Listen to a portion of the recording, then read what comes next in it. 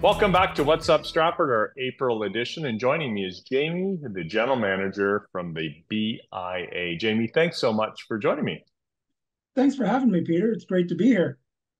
Jamie, every photo I see of you has a hat on. So this is my first time seeing the real Jamie. So that's awesome. Yeah, I was trying to decide hat, no hat.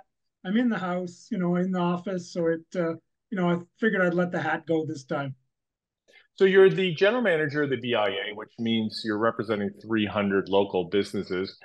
What would your background be that would make you the appropriate person to be, I guess, spearheading for local business? I have an extensive retail background, both as a single entrepreneur, from a small little record shop that I had in Chatham, Ontario in the 1980s, to working for some retail corporations like Radio Shack, which became The Source. And then on the other side of the table, I went into the distribution model and we're selling to retailers. So everything I've done is always about retail, and I fully understand, that products have to be from cradle to grave to go through the whole process of selling through things. So I've been there and understand what these folks are going through.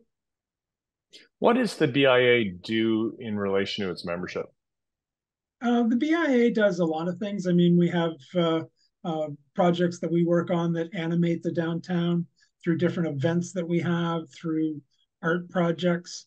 If there's issues that are going on in downtown, such as last month's snow removal, I work with the city to try and get things improved. So we kind of liaison there, and we're just a voice of them so that they have a collective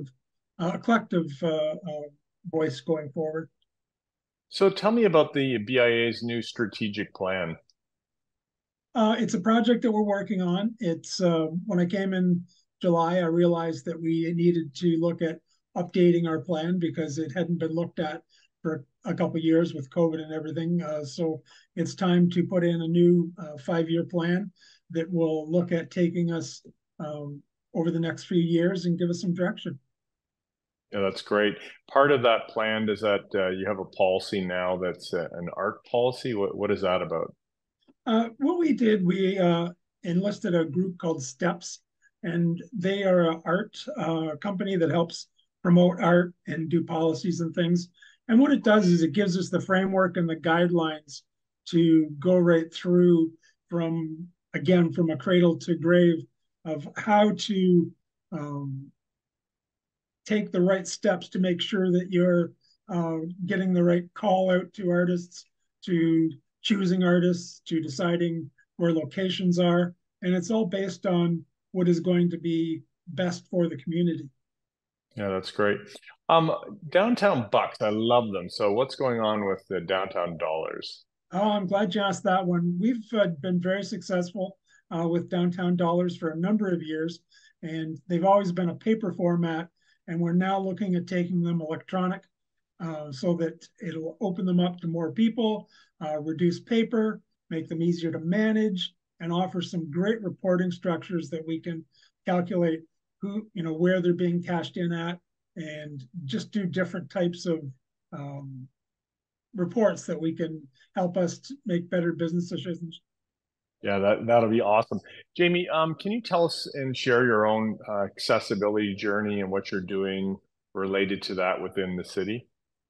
My personal journey is about 10 years ago, I had some issues, and I've had a leg that was totally paralyzed and had to learn how to walk a bit. And that's left me that I cruise around downtown Stratford in my scooter, and I enjoy visiting downtown that way. Uh, Recently, I've joined the City of Stratford Disability Committee, and working forward to try and make Stratford a more accessible place. Yes, and is it a challenge in terms of merchants with heritage buildings? That can be hard, but I mean, there's one of the programs that we're working on with them is it's called Stopgap, which is a nonprofit that makes ramps that it can help get up into them. I mean, there's only so much you can do with a heritage building they're beautiful buildings, but they weren't built at a time when they were thinking about accessibility. Yeah, exactly. Jamie, thank you very much for representing our downtown and keeping it beautiful and vibrant and flourishing. Hey, it's an honor and a pleasure. Coming up next, we're going to talk to Harj from City Hall.